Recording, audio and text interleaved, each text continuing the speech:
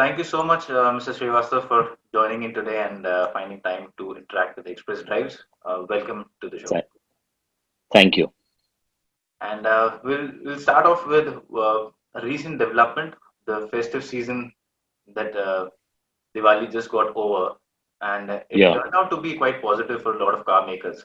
How did the festive Yes. season turn out to be for Maruti Suzuki? And if you could also give us some numbers to tell us how did the period unfold for Maruti?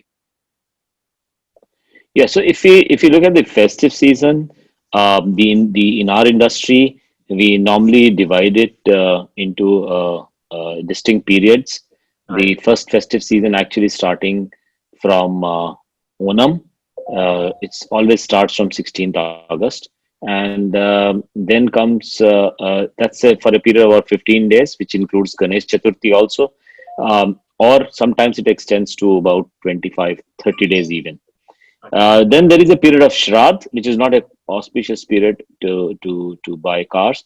So really, in the northwest and in fact in most part of the country, the festive season refers to the period of starting of Navratras, which started this time on 17th of October, and it is for 10 days.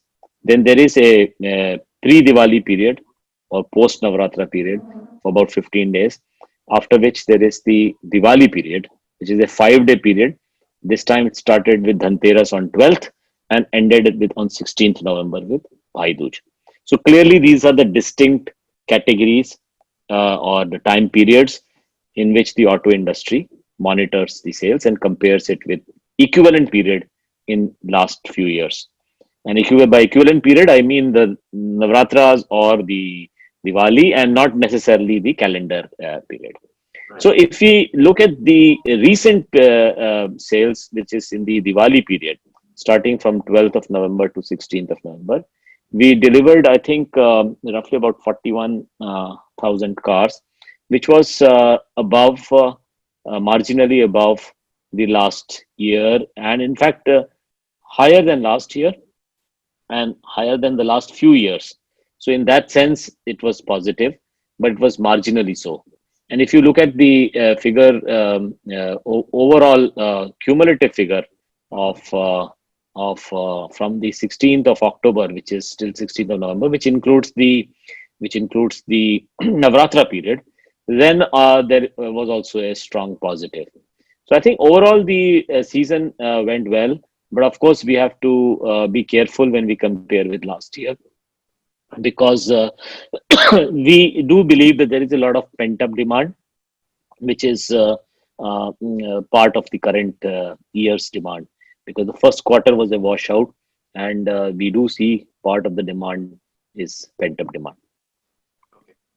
And moving a bit away from the sales, recent sales, the latest model that you launched was the S-Cross Petrol. And Correct. how has the response been for S-Cross in a petrol-only variant now?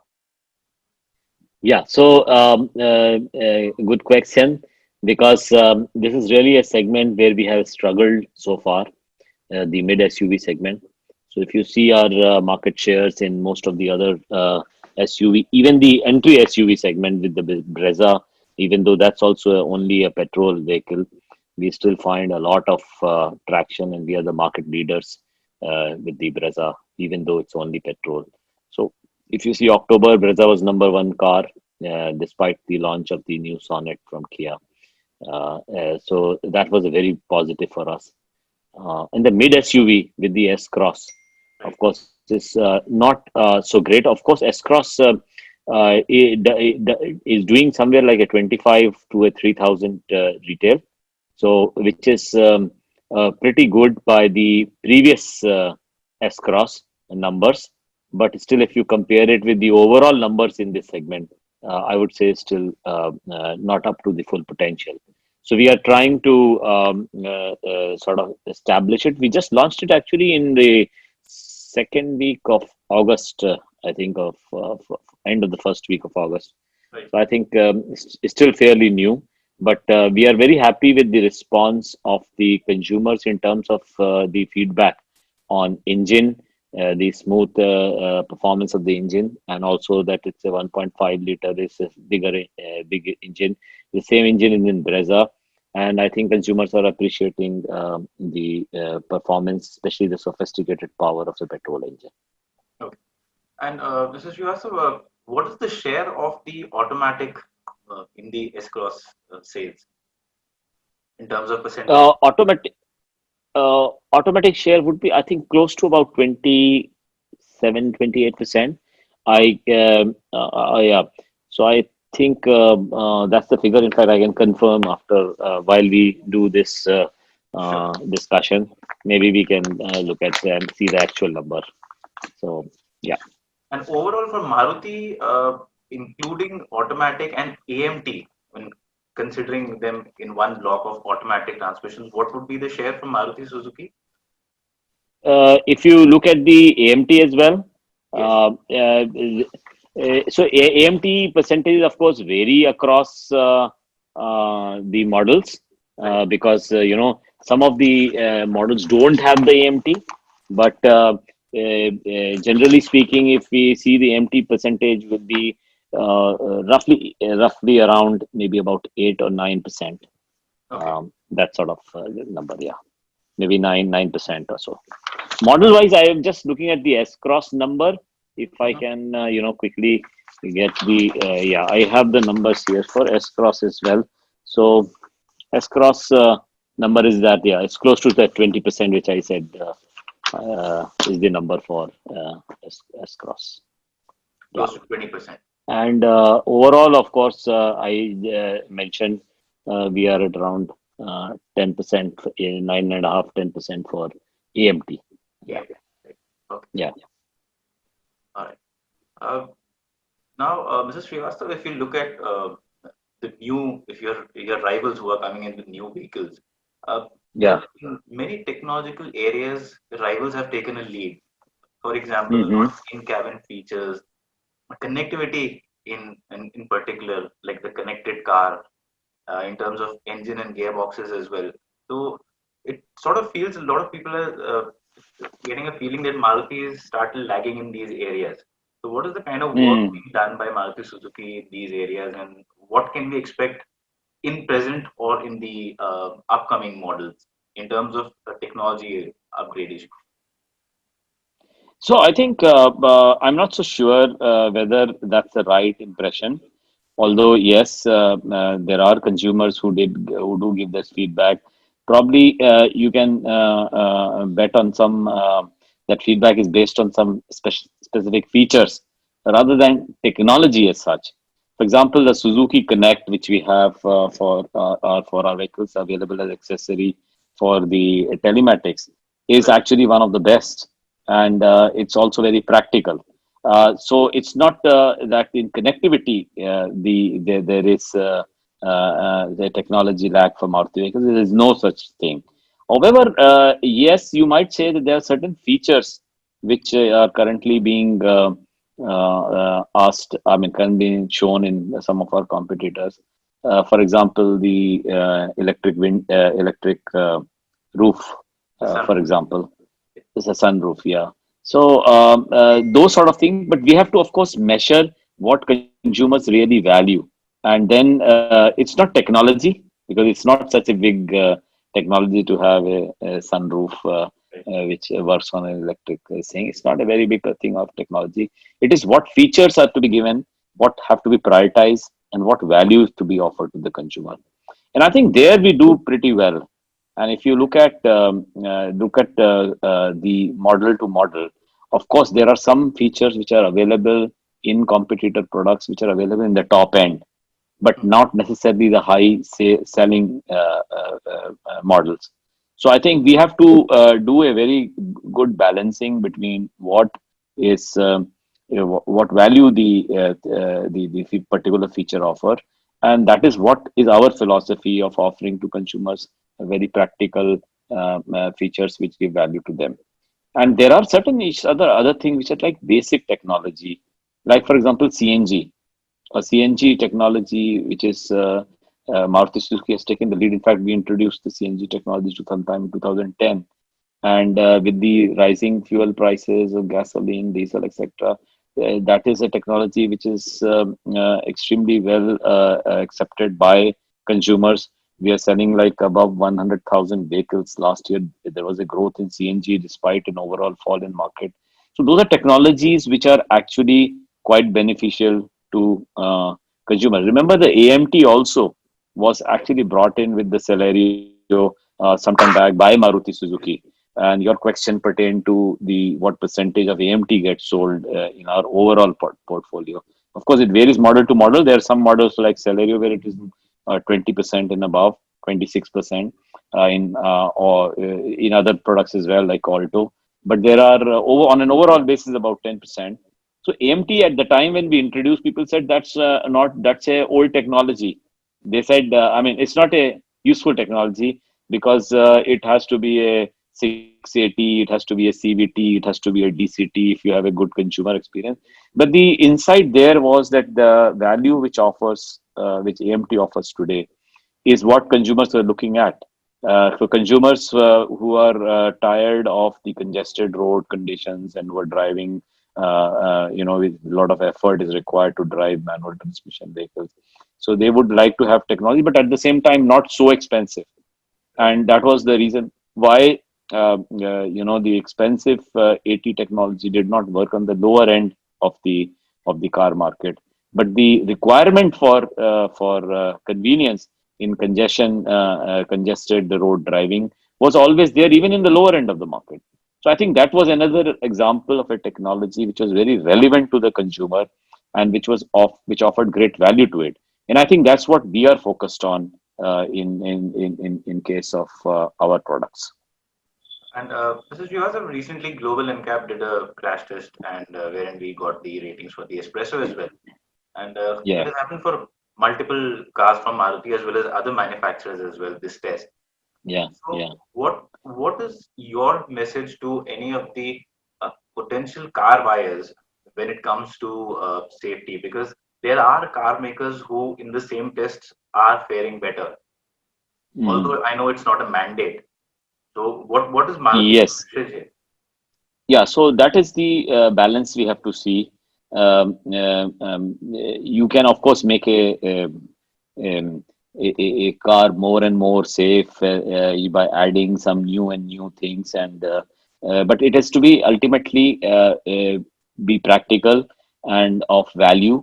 Remember, safety is, of course, a priority for Maruti Suzuki. Has always been a priority for Maruti Suzuki. So and in fact, governments across the world have the priority of consumers in mind when it comes to safety in cars. Right. So safety in cars, of course, is very important, and I think Maruti Suzuki also. I can say that upfront that Maruti Suzuki is extremely concerned about safety of consumers. Now, that is the reason why governments across the world prescribe some some safety standards, and they mandate different rules for safety, which car companies products have to pass if they are to be in the market. And with that respect, our vehicles are extremely safe. We obviously, because we make products which pass through all the requirements as stated by the government. So in that sense, they are extremely safe. And remember, those safety standards are quite similar to the more advanced countries. But I think what you are referring to is an NCAP which adds to some more, goes beyond that, this thing. So that is what the NCAP actually does. And our stand is that maybe we need to look at enhancing safety from a regulatory point of view rather than from a third party point of view. A third party, we cannot go. We have to make sure that the government regulations are followed to the T. That we have to make sure that all our products conform with those regulations, and not what a third party says, and what third party test is, what third party criteria is, what the third party scores are. So those are, I feel, not relevant. And consumers in India also are not taking that as a very relevant benchmark, as long as the manufacturers are sure, and their trust in the government safety standards is obviously very high, and that is why all the products of Maruti Suzuki pass through that regulatory test and hence are extremely safe. Okay. And Mr. Srivastava, how's the work coming along on the in the field of electric vehicles from Maruti Suzuki? How's that coming along? And when can we expect of the first EV from Maruti Suzuki? Yeah, so forward guidance on product, of course, I will not be able to give. I think you've asked this question a couple of times, and I think there's a lot of interest in EVs. But again, in EVs, we have to recognize world over, EVs haven't really taken off, despite the fact that there have been a lot of government subsidies, let's say in China, in US, EU, etc. Except for a couple of countries like Netherlands and Norway, the penetration of EVs is just about 1.5, 2% even last year in the entire world. And the reason for that, first of all, I think is that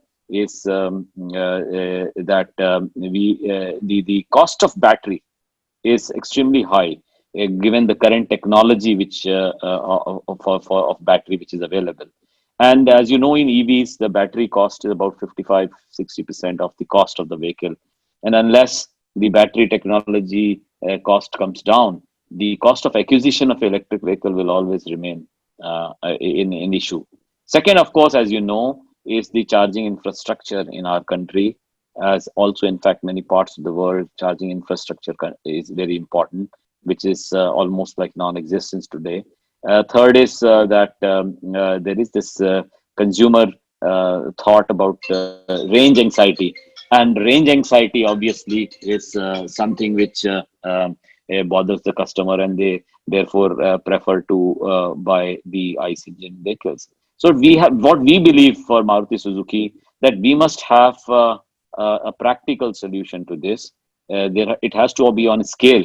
Unlike, there are some manufacturers who just exhibit the technology, make it. It is not about exhibition of technology, because that technology is available and you can always bring the technology at a very high price, as some manufacturers do, and they sell very few vehicles of that and sell a lot of diesel cars, for example, large diesels, for example. And that is not a commitment to environment. That is a commitment just to showing the technology part. So we believe that we have to have a practical scale up solution, which will satisfy the requirement of consumers, not just the requirement of manufacturers, as far as technology, showing of technology is concerned. So we believe such a thing is will happen in the future, because the battery costs are expected to come down, and at some point of time, and the ICE engine costs will go up, because ICE engine vehicle costs will go up, because the world over, the regulations are getting tougher on emission, and therefore it will take additional costs to bring the ICE engine cars to conform with those tough norms. So you will have a line of increased costs for the ICE engine and a decreasing cost for the EV vehicles based on the technology. And at some point of time, these two graphs will cross, and that is the point of inflection. So the point of inflection will come sometime in the future. When it will come is something which, of course, people have different views on it. Some people said earlier it will come very quickly. Some people are now saying it will come later. Most researchers and analysts say it will come probably sometime around 2030.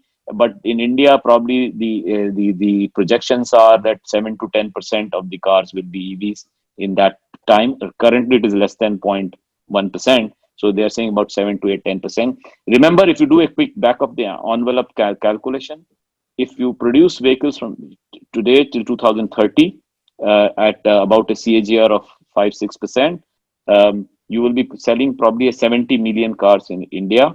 And if 10% of them are EVs, then you will have 63 million ICE engine cars. So what do you do about that? They will also have emission issues, right? So we need to bring on technologies which are extremely fuel efficient, even in the ICE engine. And one of the option, of course, is to use CNG as a fuel, because that's also quite clean compared with a diesel, for example. And secondly, we also have to improve fuel efficiency through hybridization. As you know, hybridization is another option which seems to be practical, doesn't increase the cost of the vehicle as high, but brings in a a disproportionate high fuel efficiency as a benefit both to the consumer as well as to the environment. So I think going forward, we will have the route towards electrification, which will surely come at some point of time through this hybridization and these technologies, CNG and hybridization, towards that final electrification is what I think the auto industry will evolve through. Okay. And ever since Maruti switched to petrol only, uh, but still diesels for some of their rivals has have shown a very strong performance. Still, there is a lot of demand for diesel vehicles. So, is that something that still we can expect Maruti to be back with sometime in the maybe in the near or the medium future? Is that something you're looking at, wherein you? So, yeah. So, I think first of all, the data doesn't show that first part of assertion of your sentence, which says a lot of diesels are being sold. Just for your information, if you look at the current year, about 17% of the sale is diesel. Mhm. Actually, slightly less than 17%. For last year, it was about 30%. uh, 5 6 years back it was 60%. So 60% diesel became 30 last year, going through that 54, 52, 40, etc., 30, and suddenly it is less than 17 this year. But in the And if you look at compact hatches, SUV space, it's quite a lot, I, right? I I'm coming to, yeah, I'm coming to that. So if you look at hatches, so segment wise, very nice interjection there. At, at the hatch level, the percentage of diesel is less than 0.3 0.3%. It is less than that. In total passenger vehicles, so passenger cars, not vehicles, passenger cars, it is 1.5%. It's just Right. 1.5%. Now, the question is, where does this then 17% come from? Because hatches, passenger cars, and even in vans, for example, which are about 6 7% of the market, the it's almost 100% petrol, zero diesel. So the question is, where does that 17 come through, right? So it all comes through the SUV, the B segment, the SUV, and the MPV segment. MPV also now is roughly about 60% petrol. And if you look at the SUV segment, and that's the place where most diesels are being sold today, including the competitor ones which you referred to. One interesting thing has happened though in the entry level SUV. That is where you have that is the compact SUV sub 4 meter range, where EcoSport, Vitara Brezza from Maruti, Sonnet from Kia, Venue from Hyundai, they operate. Nexon from Tata, they operate in that area. There last year, 63% of the sale was diesel. Right. 63. This year, it is less than 30%. Okay. So even yeah, so there is a big change from 60 to 63% to about less than 30%, even in the entry SUV segment. So Mhm. I'm currently talking of entry segment. I'll come to the mid SUV segment also. So the entry level segment also of SUV has now more or less become a petrol driven segment. And the reason for that, we believe, is of course Vitara Brezza operates there. It is the market leader. Right. It is not the not the products which are offering diesel which are number one, or both diesel and petrol which are number one, but one which offers only petrol. And the reason we believe is that people, there is no economic logic of buying diesel today. The fuel prices are more or less converging. After BS6, the cost of acquisition has gone up dramatically for diesel cars. In True. most cases, 150,000 rupees more than expensive than petrol. And the saving because of the fuel price difference is about 50 60 paise per kilometer.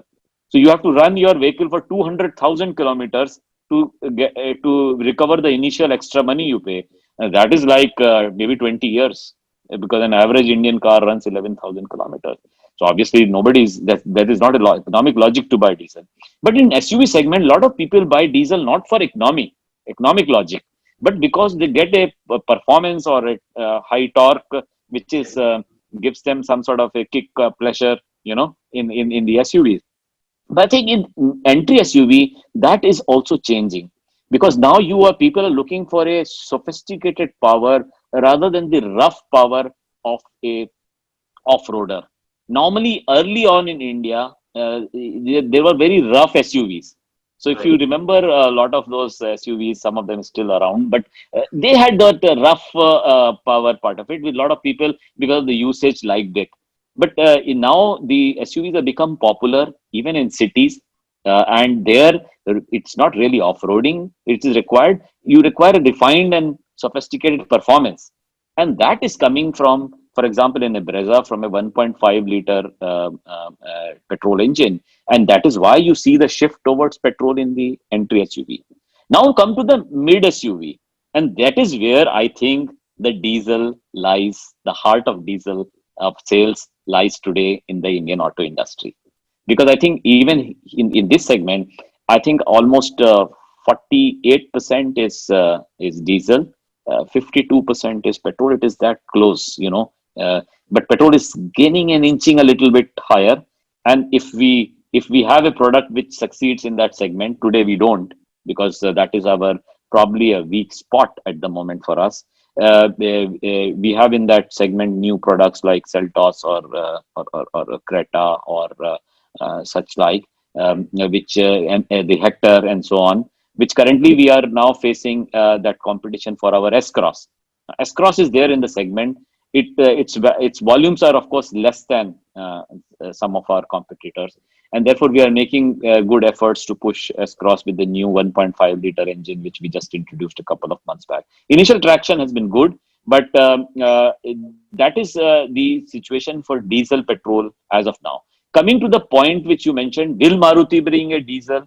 The answer is something which we have always said. We are studying this market very carefully. At the moment, as I told you about hatches, about passenger cars, about sedans, about MPVs, etc., seems to be no logic for people buying diesel cars. However, if we find that there is a segment of consumers who, for the purpose of a higher torque or a what I always say, kick in the product, they want that sort of experience.